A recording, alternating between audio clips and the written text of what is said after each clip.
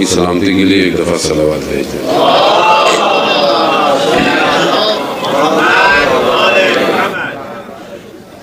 ला हौला वला कुव्वता इल्ला बिल्लाहिल अलिय्यिल अज़ीम। हस्बुनल्लाहु व निअमल वकील, निअमल मौला व निअमन नसीर। औज़ु बिल्लाहि मिनश शैतानिर रजीम। बिस्मिल्लाहिर रहमानिर रहीम। अल्हम्दुलिल्लाहिल्लज़ी युमिनुल खाइफ़ीन व युनज्जिस सालिहीन व यज़अुल मुस्तकबिरीन व युहलिकु मुलूकन व यस्तख़्लिफ़ु आख़रीन। वस्सलातु वस्सलामु अला रसूलिल सक़लैन महबूबे रब्बिल मशरिक़ैन वल मग़रिबैन जद्दल हसन वल हुसैन नबीना सय्यदना बिल क़ासिम मुहम्मद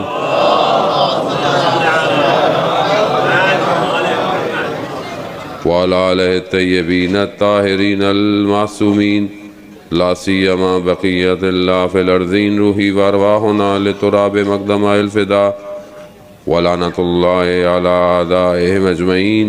बिस्मिल्लाहिर रहमानिर रहीम। रब्बि इश्रह ली सदरी व यस्सिर ली अमरी वहलुल उक़दतम मिन लिसानी यफ़क़हू क़ौली। अम्मा बअदु फ़क़द क़ालल्लाहु तबारक व तआला फ़ी किताबिल हकीम वल क़ुरानिल मजीद वमा ख़लक़तुल जिन्ना वल इंसा इल्ला लियअबुदून। सलावत भेजे मोहम्मद वाले।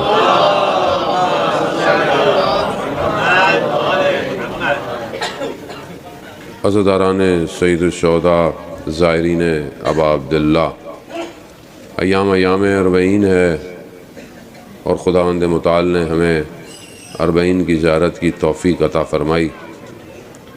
उस दिन की कि जिसकी दिन के लिए हम पूरा साल हसरत खाते थे कि खुदा हमें अरबईन के दिन करबला ले आए, और हम अरबईन में करबला आ गए। अब हम यहाँ से आहिस्ता आहिस्ता वापसी की तरफ हैं। कुछ सवालात हैं जो हमें अपने आप से करने चाहिए। पहली चीज़ कि हम अपने इमाम के लिए क्या लेकर आए थे। जब कोई शख्स किसी बड़े शख्स के पास जाता है तो हदिया लेके जाता है, तोहफ़ा लेके जाता है, तो हम अपने मौला के लिए क्या लेकर आए, ये सवाल है, ये अपने आप से सवाल है। दूसरा सवाल कि अब हम यहाँ से वापस जा रहे हैं तो हम मौला से क्या लेके जा रहे हैं। ये दो सवाल हमारे पास होने चाहिए जाने। अब आपके जहन में होगा कि हम बहरहाल ज़ियारत कर रहे आए थे, हम तो सवाब के लिए आए थे। तो सवाब तो आपको बहुत मिलता है, वैसे भी आप घर से भी मौला की ज़ियारत पढ़ें, आपको ज़ियारत का सवाब मिलता है। शख्स इमाम जाफ़र सादिक़ अलैहिस्सलाम की खिदमत में,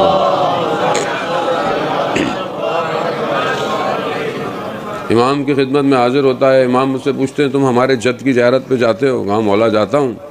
कहा रोज़ जाते हो? कहा नहीं मौला रोज़ कहाँ से। कहा हफ्ते में एक दफ़ा। कहा मौला मुमकिन नहीं है। कहा महीने में। कहा नहीं। कहा साल में एक दफ़ा। कहा मौला कैसे रोज़ ज़ियारत हो, मुमकिन नहीं है। इमाम ने क्या फरमाया, खुले आसमान पे जाओ और 3 दफ़ा कहो अस्सलामु अलैका या अबा अब्दुल्लाह, अस्सलामु अलैका या अबा अब्दुल्लाह। वो तुम्हारी ज़ियारत हो गई। ज़ियारत तो घर से भी हो सकती है। यहाँ आने का क्या मकसद है? कोई तो मकसद हो कि यहाँ जो इमाम ने बुलाया है उसका मकसद क्या है, और वो भी करोड़ों की तादाद में इमाम ने बुलाया है। एक नहीं, 2 नहीं, लाख नहीं, लाखों नहीं, करोड़। 21 मिलियन समथिंग का जो स्टैटिस्टिक आया है, वो ये कम तादाद नहीं है। दुनिया में सिर्फ हेड्स को यानी लोगों को जमा किया जाने के लिए बड़ा पैसा खर्च होता है जो जमा करता है, लेकिन फिर भी सिर्फ बदन जमा होते हैं। इमाम हुसैन ने दिलों को जमा किया है। और यहाँ आप खुद पैसे खर्च करके आए हैं। यहाँ इमाम हुसैन ने आपको पैसे नहीं दिए, लेकिन आपने जो भी खर्च किया, जो कदम उठाया, उसके बदले में हुसैन ने आपको बहुत कुछ देना है। तो ये इंसान की नीयत होनी चाहिए, मैं क्यों आया हूँ। और जो लोग आते जाते रहते हैं जिनको तौफीक होती है, या जो पहली दफ़ा भी आया है, खुद मैं इमाम के पास क्यों आया हूँ, क्यों इश्क की कैफियत है मेरे वजूद में, क्या चीज़ थी जो मुझे खींच रही थी। रास्ते में सख्तियाँ थीं, जो लोग पैदल चल के आए हैं, खूब पाँव में दर्द हो रहा है, तकलीफ़ हो रही है, बैठने की जगह अच्छी नहीं मिल रही, खाक पे बैठ रहे हैं, लेकिन क्या चीज़ है जो खींच रही है। हमें उस चीज़ को तो चेक करना है ना कि वो कौन सी चीज़ है, वो कौन सा मैग्नेट है जो हमारे वजूद को खींच रहा है। क्या हमने कुछ ऐसा अच्छा काम किया है, क्या हमने बहुत इबादतें की, क्या हमने बहुत रियाजतें की हैं, क्या हमारे हाथों में हर वक्त तस्बीहां हैं? नहीं। बहुत सारे लोग मिले आपके, बस अचानक से बुलावा आ गया, बस आ गए। इसका मतलब है कि हमने कुछ नहीं किया, सब इमाम हुसैन ने किया है। ये इमाम हुसैन का सजदा है जो हमें खींच रहा है। हम सब की निगाहें इमाम हुसैन की तरफ और इमाम हुसैन की निगाहें परवरदिगार की तरफ है। करबला का असल हदफ ला इलाहा इल्लल्लाह है। हम क्यों अपने मौला के पास आ रहे हैं, तो हमें यहाँ पर ये देखना पड़ेगा इज़ान मोहतरम कि इमाम क्यों आए करबला। इमाम का क्या हदफ था, इमाम करबला क्यों आए, क्या हादसा था। इमाम गुजर रहे थे, इमाम को रोक दिया, इमाम रुक गए और यहीं पर जो है वो जंग हुई और इमाम शहीद हो गए। इज़ान मोहतरम ऐसा नहीं है। इमाम हिदायत के लिए आए। इमाम अल्लाह का मुंतखब नुमाइंदा है। इमाम उसे कहते हैं जिसके वजूद की वजह से ये कायनात में रंग हैं सारे। अगर हवाएं चल रही हैं तो इमाम की वजह से, अगर खुशबू है फूलों में तो इमाम की वजह से, हत्ता सूरज की रोशनी इमाम के वजूद की वजह से है। ज़ियारत जामे कबीरा, कि खुदा में तौफीक दे पढ़ने की, ज़ियारत जामे कबीरा में हम इमाम के फ़ज़ाइल पढ़ते हैं, इमामत के फ़ज़ाइल, आइम्मा के फ़ज़ाइल, बेहतरीन फ़ज़ाइल की ज़ियारत है। और है भी कि हरम के अंदर मासूमीन के ज़ियारत को पढ़ना चाहिए। खूब रहमत मौसूला है, जितनी रहमत है परवरदिगार की सब इमाम के वजूद की वजह से डिस्ट्रीब्यूट होती है।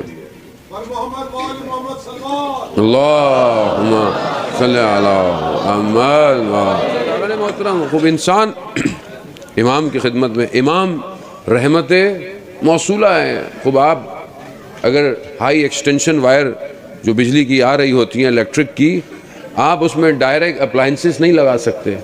उसे जो है वो एक पीएमटी चाहिए, उसे एक टर्मिनेटर चाहिए कि जो उसके उस वोल्टेज को डिस्ट्रीब्यूट करे जैसी आपको ज़रूरत है, वरना आप उड़ जाएगा सब कुछ।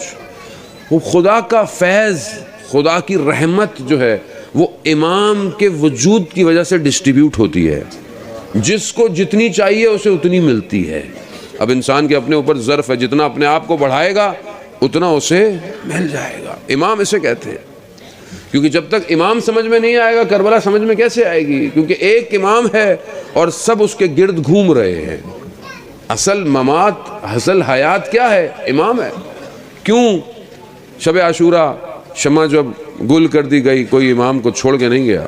किसी मकतब ने, किसी मकतल ने नहीं लिखा कि कोई रात को इमाम को छोड़ के गया। और जब रोशन की तो हज़रत अकील के भाइयों ने क्या कहा कि मौला हमें 70 दफ़ा मारा जाए, 70 दफ़ा ज़िंदा किया जाए, हम आपको छोड़कर नहीं जाएंगे। खाक हो ऐसी ज़िंदगी पर जिसमें आप ना हो। ये इमाम है। कॉन्सेप्ट ऑफ इमामत को अंडरस्टैंड करें, क्योंकि आज दुनिया के सिस्टम फेल हो चुके हैं। सोशलिज्म, कम्युनिज्म, जितनी भी कॉलोनी है आपके सामने, डेमोक्रेसी का जो हाल है वो आपके सामने है। क्या हाल बना हुआ है, दुनिया कहाँ से कहाँ पहुँची हुई है। दुनिया नाकाम है, दुनिया ज़ाहिरी सुकून भी नहीं दे पा रही है। अगर आप बोलते कि चलें जी ज़ाहिरी लाइफस्टाइल बहुत अच्छा है, बड़ा आरामदेह, कोई आराम नहीं आपके सामने है। फ्रांस के इतने बड़े जो है वो कवानीन है, अमेरिका को इतने बड़े बड़े कानून हैं, मगर वहाँ पर आप हालात देखें, कुत्ते की कीमत है, इंसान की कीमत नहीं है। जानवर के हुकूक हैं मगर इंसान के हुकूक नहीं है। मतलब उस सिस्टम को, वो सिस्टम कहाँ इंसान को कमाल पे लेके जाएगा। जहाँ पर बच्चा सिगरेट लेने जाए तो उससे एज पूछते हैं, मगर गन खरीदने जाए तो उससे एज नहीं पूछी जाती। खूब, यानी इसका मतलब है कि कौम को हैवानों की तरफ लेके जाया जा रहा है। ये जो बच्चे बैठे हुए गेम खेल रहे होते हैं, कॉल ऑफ ड्यूटी और ये पबजी, ये सब जहनों को उस बर्बरियत की तरफ लेके जा रहे हैं कि कल को जब ये माशरे में गने चलाएं तो इन्हें महसूस ना हो ये गेम खेल रहे हैं या असल में मार रहे हैं। आपके सामने दुनिया में, अमेरिका में सुबह शाम होता रहता है, खबरें आती नहीं है आपके पास। वो न्यूजीलैंड में जो वाक़या हुआ था मस्जिद में घुस के, वो बिल्कुल ऑनलाइन गेम की तरह था। क्यों? क्योंकि जहनों को कंट्रोल करो। आज मुल्कों को कंट्रोल करने की जंग नहीं है, आज जहनों को गुलाम बनाने की जंग है। आज ये सारी एप्लीकेशंस, ये मल्टीमीडिया, ये सोशल नेटवर्किंग, ये क्या कर रही है? ये जहनों को ख़रीद रही है। खूब अगर आज हम अवेयर नहीं हुए और अगर आज हमने काम नहीं किया, हमारी आने वाली नस्ल ख़त्म हो जाएगी। आज बच्चा रोता है, माँ भी उसको मोबाइल या टैबलेट पकड़ा देती है, ये नहीं पता कि वो देख क्या रहा है। खूब सिस्टम नहीं है, ये सिस्टम है, ये सिस्टम इंसानियत का दुश्मन है। इसे केयर नहीं है कि अमेरिका हो, ऑस्ट्रेलिया हो, यूके हो, उससे फ़र्क नहीं पड़ता। क्यों? क्योंकि दुश्मन इंसानियत का है, और जब इंसानियत का दुश्मन हो तो असली दुश्मन इब्लीस है, जिसने अल्लाह की बारगाह से निकल कर खुदा से मोहलत मांगी है, और आज उसका सिस्टम दुनिया के अंदर एक्टिवेट हुआ है और अपने काम को अंजाम दे रहा है। खूब अब उस सिस्टम, ये सारा सिस्टम आपके सामने है, फिरौनियत का सिस्टम। कुरान क्यों बार बार हज़रत मूसा के वाक़े को बयान कर रहा है, अम्बियों के वाक़े को बयान कर रहा है? जब अम्बियों का वाक़या है, जहाँ नबी का जिक्र है, वहाँ नबी के मुकाबले में जो सिस्टम है उसका भी जिक्र है, कुरान कर रहा है। हज़रत मूसा का जिक्र किया, फ़िरौन का जिक्र किया, फ़िरौन के सिस्टम को डिफ़ाइन किया। हज़रत इब्राहीम है तो नमरूदियत बयान हो रही है, आद और समूद हैं तो आगे से जो है वो शद्दाद की जन्नत बताई जा रही है, हारून के ख़जाने बताए जा रहे हैं। खूब ये सिस्टम है, ये सिस्टम हमेशा से अल्लाह के सिस्टम के मुकाबले में आए। आज अल्लाह के सिस्टम के मुकाबले में कौन सा सिस्टम है? कौन सा सिस्टम है आज? कौन कौन से सिस्टम है? किस सिस्टम के पास इंसानियत की बका है? कौन है जो इंसान को निजात देगा? किसके पास सिस्टम? किसी के पास नहीं। हर कोई अपने नफ़े में है, कोई कौमों में, कोई फ़ायदों में। तो इसका मतलब है कि खुदा ने दुनिया को बेकार खलक किया, दुनिया को ऐसी खलक किया। परवरदिगार अगर तूने ऐसे ही बनाना था तो फिर फ़ायदा इंसान को। तो आवाज़ आएगी, नहीं, हमने सिस्टम दिया था, तुमने एक्सेप्ट नहीं किया। गदीर के मैदान में हम नबूवत के बाद तुम्हें विलायत का सिस्टम दे गए, तुमने एक्सेप्ट नहीं किया, और तुमने उस वक्त एक्सेप्ट नहीं किया। आज तुम अपनी हालत देख लो। आज भी अगर तुम उस सिस्टम को ओके कर लो तो आज भी तुम्हारी हालत बेहतर हो जाएगी। तो ये जो करोड़ों की तादाद में हमें बुलाया जा रहा है, ये उस सिस्टम के लिए बनाया जा रहा है, ये सिर्फ सवाब के लिए नहीं है। ये आपके जहन में हो कि हमें सवाब कमाना है। जाने मोहतरम, सवाब कैश कहाँ करेंगे? आपको एक कार्ड दे दूं, बोलूँ इसमें $1,000,000 है, लेकिन कैश कहीं नहीं होता, खुश होते रहेंगे आप, बिटकॉइन की तरह खुश होते रहें। इतने सारे हैं पैसे, कहाँ हैं पैसे? किसी को नहीं पता पैसे कहाँ हैं। वो आप भी लेके घूमते रहें। सवाब कैश होगा जन्नत में, और जन्नत के सरदार कौन है? सैयदुल शबाबुल अहलिल जन्ना। जब तक ये राजी नहीं होंगे, सवाब लेके कहाँ जाएंगे? और वो राजी तब होंगे कि जब आप उनकी अताअत करेंगे। उन्हें एक हुर का इंतजार है। सिस्टम को समझें। आज दुनिया का सारा सिस्टम इमामत के मुखालिफ आया हुआ है, सारा सिस्टम है। हम 61 हिजरी के यजीद पर लानत भेजते हैं, भेजनी भी चाहिए, लेकिन ये लानत भेजना बहुत आसान है, और 2022 के यजीद को समझना मुश्किल है। आज के ज़माने का यजीद कौन है? आज के ज़माने का इब्ने ज़ियाद कौन है? शिमर कौन है? उसे डिफ़ाइन करें, उसको पहचाने, तब आपको पता चलेगा कि आपको अपने ज़माने के इमाम को पहचानना है। जो अपने वक्त के इमाम को नहीं पहचाना वो जहालत की मौत मारा है। क्या मैं अपने वक्त के इमाम को पहचाना? क्यों मुझे बुलाया जा रहा है? ये जो प्रैक्टिस है कि आपने थोड़े से सामान के साथ एक दूसरे के साथ आ रहे हैं, कोई किसी का नाम नहीं जानता, कोई किसी का मुल्क नहीं जानता, कोई किसी की ज़बान नहीं जानता, मगर ऐसे हैं जैसे एक कम्युनिटी है, एक कम्युनिटी है, कोई फ़र्क नहीं है, सुन्नी है, शिया है, बोरी है, कौन है, क्या है, नोबडी नोज। सिर्फ एक आइडेंटिटी है जो आया है, और वो है ज़ाहिर इमाम हुसैन। आपने किसी की खिदमत करते हुए पूछा, भाई कौन हो? हिंदुस्तान से नहीं हो तो मैं खिदमत नहीं करूँगा? नहीं, ऐसा कैसे हो सकता? कहीं से भी हो, क्योंकि तुम ज़ाहिर इमाम हुसैन। जो हुसैन आज के मॉडर्नाइजेशन के स्ट्रक्चर के अंदर हमें एक हैशटैग दे दे, ज़ाहिर इमाम हुसैन, वो हुसैन बहुत कुछ कर सकता है। एक ही तो है हैशटैग, और क्या। आजकल तो हैशटैग का दौर है ना भाई, हर चीज़ अपलोड करनी है, हैशटैग करबला। मैं भी करबला में हूँ, स्टेटस अपडेट, स्नैपचैट, सेल्फियाँ सारी खींच खींच के अपलोड भेजते रहते हैं। अज़ान मोहतरम, बुरी बात नहीं है, लेकिन अपनी ज़ियारत करें। लोगों को तो ज़ियारत करा रहे हैं आप तस्वीरें खींच खींच के। मुझे बुरा नहीं लगता लोग मुझे रोक के तस्वीर खींचते हैं, खूब लोगों की मोहब्बत है। हम तो इस काबिल भी नहीं है, खुदा ने इस काबिल किया है, वरना हम तो शर्मिंदा है। मैं तो मौला की बारगाह में बहुत शर्मिंदा होता हूँ, मेरी कोई हैसियत ही नहीं है, ना मेरी कोई औकात है। पता नहीं मौला अपने लोगों के दिलों में क्या मोहब्बत डाली हुई है। लेकिन जाने मोहतरम, अपने वजूद को इमाम को दिखाएं, अंदर की तस्वीर कैसी है, मैं उसे सही करने आया हूँ। फिल्टर लगाकर शक्ल तो बदल जाएगी, कल्ब नहीं बदलता। उसे इमाम बदलेंगे, उसे इमाम को दें कि मौला अपना विलायत का फ़िल्टर लगाएं, शहादत का फ़िल्टर लगाएं, इशार का फ़िल्टर लगाएं, कुर्बानी का फ़िल्टर लगाएं, तहज्जुद गुजार का फ़िल्टर लगाएं, अव्वल वक्त नमाज का फ़िल्टर लगाएं, कुरान के कारी का, तो ये फ़िल्टर लगा के लेके जाएं। जब ये फ़िल्टर लगेंगे तो देखें आप कैसे होंगे, अंदर से खुशबू आएगी, मुअत्तर हो जाएंगे। इमाम को ये चाहिए जाने मोहतरम, यहाँ से वापस जाएं तो आप ना हो, कुछ और वापस जाए। देखने वाला आपसे पूछे नहीं कहाँ से आए हो, आपको देखते खुद कहे लगता है करबला से आए हो। खुद उसे होना चाहिए, ना कि आप बताएं उसे। तबर्रुकात लेके जाएं, बहरहाल मोहब्बत बढ़ती है, तस्बीह चीज़ें लेके जाने में बुरी बात, अच्छी बात है, लेके जाएं, लेकिन अपना दिल यहीं छोड़ के जाएं। बदन वापस चले जाएं, कोई फ़र्क नहीं पड़ता, दिल हुसैन के पास होना चाहिए। अज़ान मोहतरम, खूब आसान नहीं है, किसे नसीब होता है, किस किस को नसीब होता है। आज हम लोग बड़े आराम से आ गए, एक आध साल नहीं आए, आपकी कैसी हालत थी। इस साल बहरहाल खुदा ने लुत्फ़ और करम किया, आ गए। अज़ान मोहतरम, वो जो नहीं आ पाता उसे पता होता है, और खुदा न खास्ता ऐसा नहीं है कि जो नहीं आया तो मौला उससे नाराज़ हैं, ऐसा नहीं है। बहरहाल मसलहत है, ये इनके अपने कर्म हैं, इनके अपने तरीके हैं। कभी देकर इम्तिहान लेते हैं, कभी रोक कर इम्तिहान लेते हैं, खूब इनकी अपनी मर्ज़ी है। लेकिन जो मैं आया हूँ, अब मैं वापस जा रहा हूँ, तो मेरी एक ज़िम्मेदारी है। जाने मतलब आप सब तकरीबन सब हिंदुस्तान से हैं, बहरहाल आपकी एक ज़िम्मेदारी है, और वो ज़िम्मेदारी आपकी आपके वक्त के इमाम की नौकरी है। अब मैं जाकर अपने इमाम के लिए क्या करूँगा, ये इम्पोर्टेंट है। बस इसको लेकर जाएं, बस चंद चीज़ें आपकी खिदमत में, और आपसे इल्तमास से दुआ।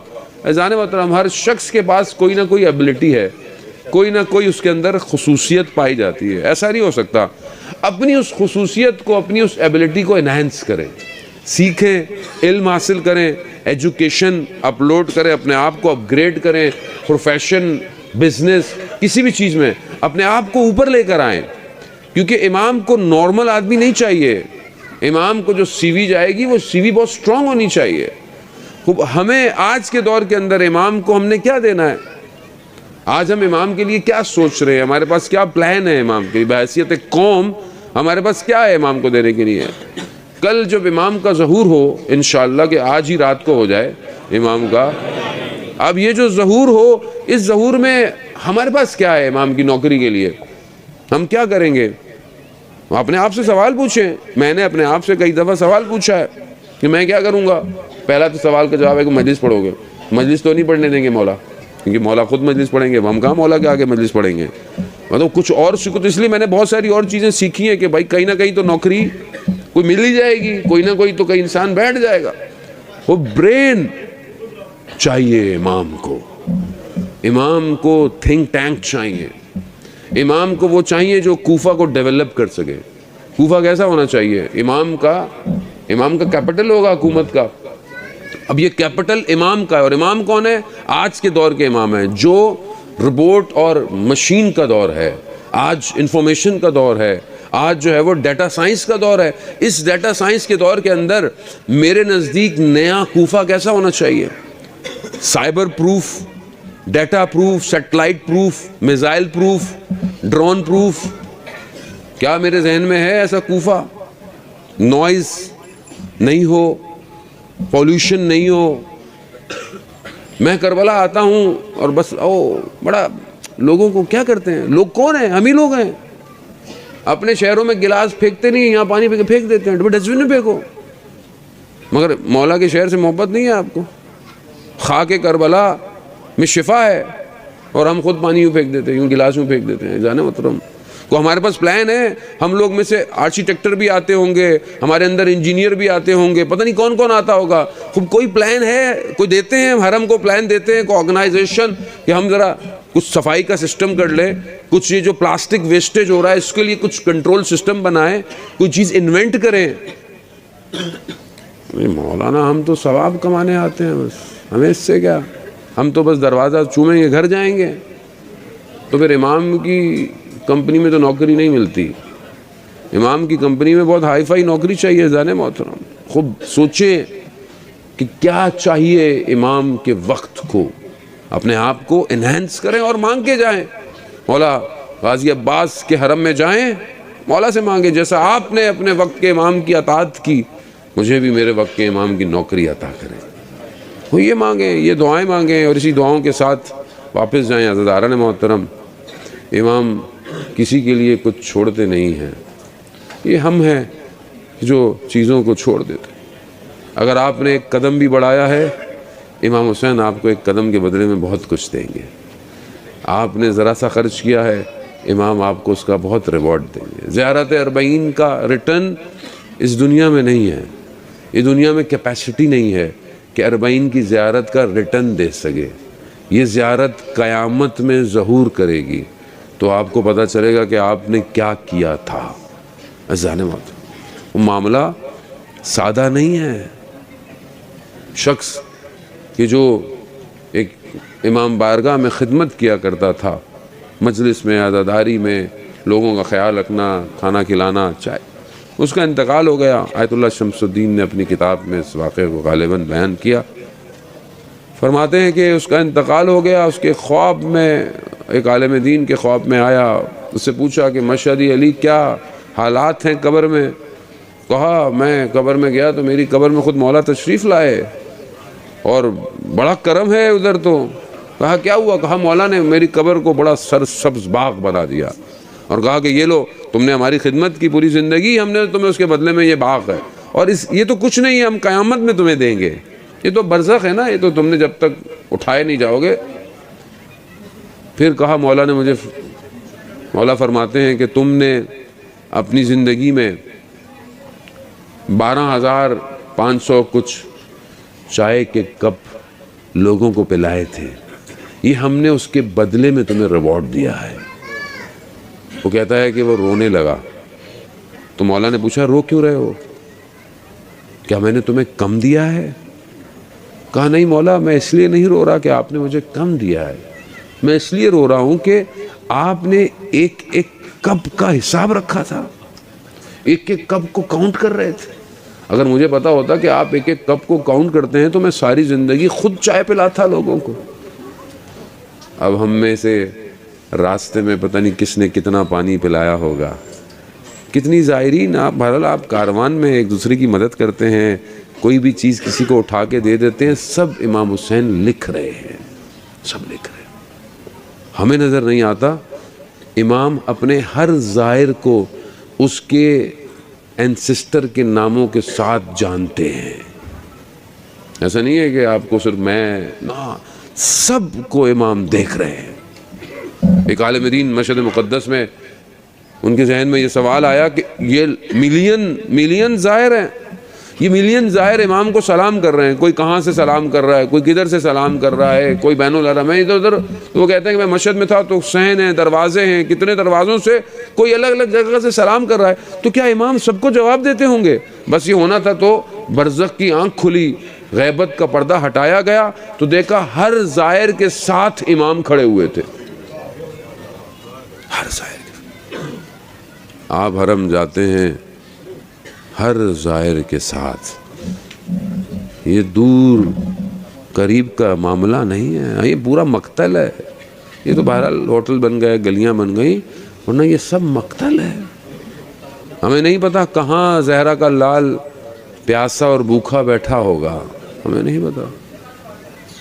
ये जगह जहाँ नहर थी यहीं पर तो हज़रत अब्बास आए होंगे पानी लेने।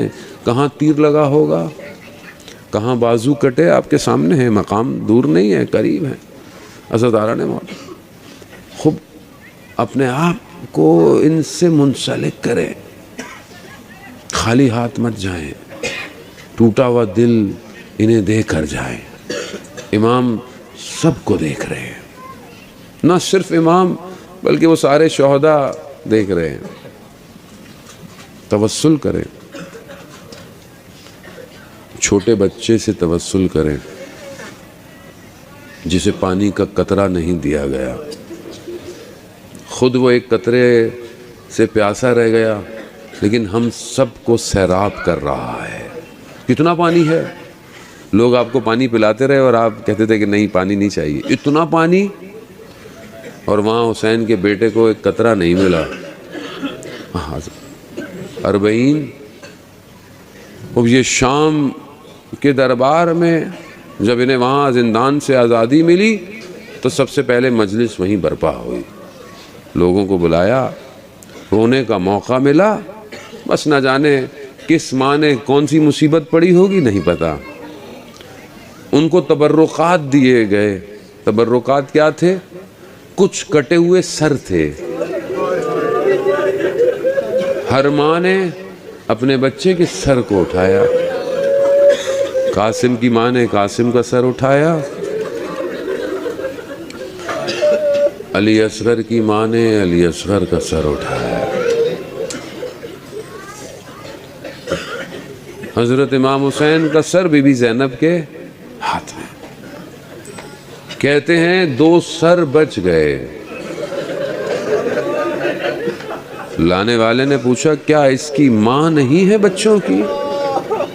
लेकिन उसे क्या पता कि ज़ैनब अपने बेटों को नहीं रोती है, शरीकतुल हुसैन है। जब ओनो मोहम्मद के बदन भी आए तो बीबी ने सर सजदे में रखा, उनके लिए गिरिया नहीं किया।